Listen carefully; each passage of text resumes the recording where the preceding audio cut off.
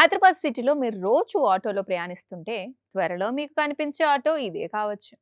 Diesel auto కాదు, petrol auto కాదు, electric auto. Yes, కాలుష్యం తగ్గించాలి, ఇంధన ఖర్చు తగ్గించాలి, నగరాల్లో క్లీన్ మొబిలిటీ పెంచాలి. ఈ లక్ష్యంతో తెలంగాణ ప్రభుత్వం సిటీ ఆటోలను క్రమంగా ఎలక్ట్రిక్ దారిలోకి తీసుకెళ్లేందుకు కీలక నిర్ణయం తీసుకుంటోంది. అసలు ఈ నిర్ణయం ఏంటి? ఎంతమంది ఆటో డ్రైవర్లకు ప్రయోజనం? ప్రభుత్వం ఎంత సాయం చేయనుంది? పాత ఆటోలకు ఏం జరుగుతోంది? ముఖ్యంగా ప్రయాణికులకు దీనివల్ల ఏం మారుతుంది? తెలుసుకుందాం ఈ రోజు మన స్పెషల్ స్టోరీలో.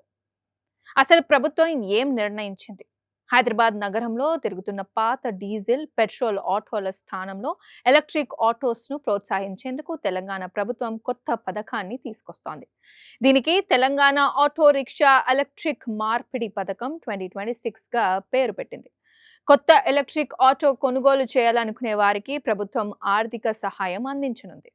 అంతేకాదు, ఇప్పటికే ఉన్న పాత ఆటోలను పూర్తిగా వదిలేయాల్సిన అవసరం లేకుండా వాటికి రెట్రోఫిట్మెంట్ కిట్ అమర్చి ఎలక్ట్రిక్ గా మార్చుకునే అవకాశం కూడా కల్పించనుంది. అంటే పాత ఆటోను స్క్రాప్ చేసి కొత్తదే కొనాలి అనే ఒకే ఒక ఆప్షన్ కాకుండా పరిస్థితిని బట్టి ఎలక్ట్రిక్ కన్వర్షన్ చేసే మార్గం కూడా ఉండబోతోంది. ఎంతమందికి ప్రయోజనం అంటే ఇక్కడే అసలు ఇంట్రెస్టింగ్ నంబర్ ఉంది. హైదరాబాద్ కోర్ అర్బన్ రీజియన్ పరిధిలో ప్రస్తుతం మొత్తం 18,766 ఆటోలు ఉన్నట్లు అధికారులు వెల్లడించారు. వాటిలో 11,254 డీజిల్ ఆటోలు, 7,512 పెట్రోల్ ఆటోలు. అంటే వేల సంఖ్యలో ఉన్న కన్వెన్షనల్ ఆటోస్ ను క్రమంగా ఎలక్ట్రిక్ మొబిలిటీ వైపు తీసుకెళ్లడమే ఈ పథకం ప్రధాన లక్ష్యం. ఇది ఒక్క రోజులో జరిగే మార్పు కాదు. క్రమంగా ఆటోలను మార్చుకుంటూ వెళ్లేలా ప్రభుత్వం ఈ పథకాన్ని అమలు చేయనుంది. ఆటో డ్రైవర్లకు ఎంత సాయం అందనుంది? ఇక్కడ ఆటో డ్రైవర్లకు అత్యంత ముఖ్యమైన విషయం ఉంది. ప్రభుత్వం ఒక్కో ఆటోకు గరిష్టంగా 1.5 లక్షల రూపాయల వరకు ఆర్థిక సహాయం అందించనుంది. ఈ పథకం కోసం ప్రభుత్వం 200 కోట్ల రూపాయలు కేటాయించింది. అంటే ఎలక్ట్రిక్ ఆటోకి మారాలనుకునే డ్రైవర్లపై మొత్తం ఫైనాన్షియల్ బర్డెన్ తగ్గించడమే ప్రభుత్వం ఉద్దేశం. అదేవిధంగా పాత ఆటోను ఎలక్ట్రిక్ గా మార్చుకునే రెట్రోఫిట్మెంట్ ఆప్షన్ కూడా ఉంది.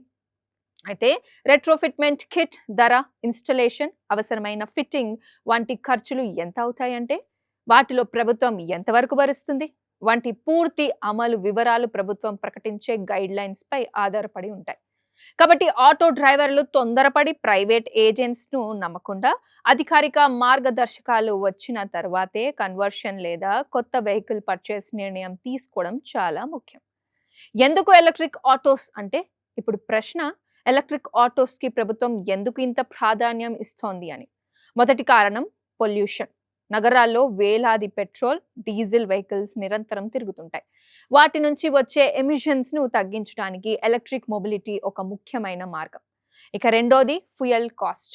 పెట్రోల్, డీజిల్ ధరలు పెరిగినప్పుడు రోజు ఆటో నడిపే డ్రైవర్లపై ఫ్యూయల్ ఖర్చు పెద్ద భారంగా మారుతుంది. ఎలక్ట్రిక్ వెహికల్లో ఫ్యూయల్ కి బదులుగా ఛార్జింగ్ అవసరం కాబట్టి రన్నింగ్ కాస్ట్ లో మార్పు వచ్చే అవకాశం ఉంటుంది. ఇక మూడోది సిటీ మొబిలిటీ. హైదరాబాద్ లాంటి పెద్ద నగరాల్లో ట్రాఫిక్ పొల్యూషన్ రెండు పెరుగుతున్న సమయంలో క్లీనర్ పబ్లిక్ ట్రాన్స్పోర్ట్ ఎకోసిస్టమ్ అవసరం. అందుకే ఎలక్ట్రిక్ ఆటోస్ వైపు ఈ మూవ్ ను కేవలం ఆటోల మార్పుగా కాకుండా అర్బన్ మొబిలిటీ ట్రాన్స్ఫర్మేషన్ లో ఒక భాగంగా చూడాలి. ఇక ప్రయాణికులకు ఏం మారుతుంది అంటే మరి ప్యాసింజర్స్ కి ఏం లాభం అని కూడా చాలా మంది అడగొచ్చు. ఇక్కడే ఎలక్ట్రిక్ ఆటోస్ పెరిగితే నగరంలో నాయిస్, టెయిల్ పైప్ ఎమిషన్స్ తగ్గే అవకాశం ఉంటుంది. అంటే మనం రోజు ప్రయాణించే స్ట్రీట్స్ మరింత క్లీన్, క్వైటర్ గా మారే అవకాశం ఉంది. కానీ ఒక ముఖ్యమైన విషయం, ఎలక్ట్రిక్ ఆటో వచ్చిందంటే ప్యాసింజర్ కి ఆటో ఛార్జ్ వెంటనే తగ్గుతుందని అనుకోవడం సరైనది కాదు. ఫేర్ అనేది vehicle cost, maintenance, electricity or charging expenses, permits, market conditions వంటి అనేక అంశాలపై ఆధారపడి ఉంటుంది. అందుకే ఈ పథకం వల్ల ప్రయాణికులకు ఇమీడియట్ ఫేర్ రిడక్షన్ వస్తుందని కాకుండా లాంగ్ టర్మ్ గా క్లీనర్ అండ్ సస్టైనబుల్ ట్రాన్స్పోర్ట్ కు ఉపయోగపడే అడుగుగా చూడాలి. అసలు సవాళ్లు ఏంటి? అయితే ఎలక్ట్రిక్ ఆటోస్ కి మారడం అంత ఈజీ కాదు. మొదటిది ఛార్జింగ్ ఇన్ఫ్రాస్ట్రక్చర్. వేలాది ఎలక్ట్రిక్ ఆటోస్ రోడ్లపైకి వస్తే వాటికి సరిపడా ఛార్జింగ్ స్టేషన్స్ కూడా ఉండాలి. ఇక రెండోది ఛార్జింగ్ టైం. రోజంతా ఆటో నడిపే డ్రైవర్‌కి ఛార్జింగ్ కోసం ఎక్కువ సమయం వెహికల్స్‌ను నిలిపివేయాల్సి వస్తే ఆదాయంపై ప్రభావం కూడా పడవచ్చు. ఇక మూడోది battery life and maintenance. Battery replacement cost, service network, spare parts availability వంటి విషయాల్లో క్లారిటీ అవసరం. ఇక నాలుగోది క్వాలిటీ ఆఫ్ రెట్రోఫిట్మెంట్. పాత ఆటోను ఎలక్ట్రిక్‌గా కన్వర్ట్ చేస్తే అది ఆథరైజ్డ్ సేఫ్ టెక్నాలజీతోనే జరగాలి. అందుకే ప్రభుత్వం ఏర్పాటు చేసే official standards, authorised agencies safety checks చాలా కీలకం.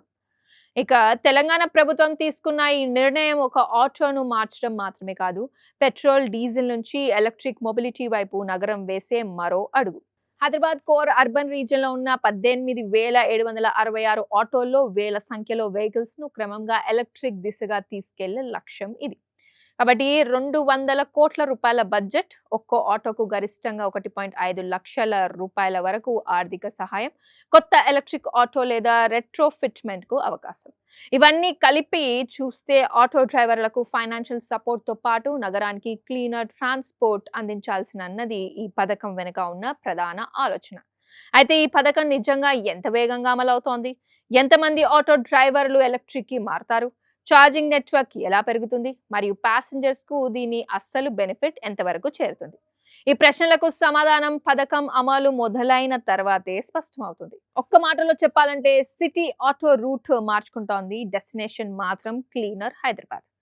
మరి ఇది మీకు ఉపయోగకరంగా అనిపిస్తే షేర్ చేయండి, లైక్ చేయండి. ఇలాంటి ఎన్నో ఇన్ఫర్మేటివ్ స్పెషల్ స్టోరీస్ కోసం ఫాలో చేయండి సాక్షి డిజిటల్.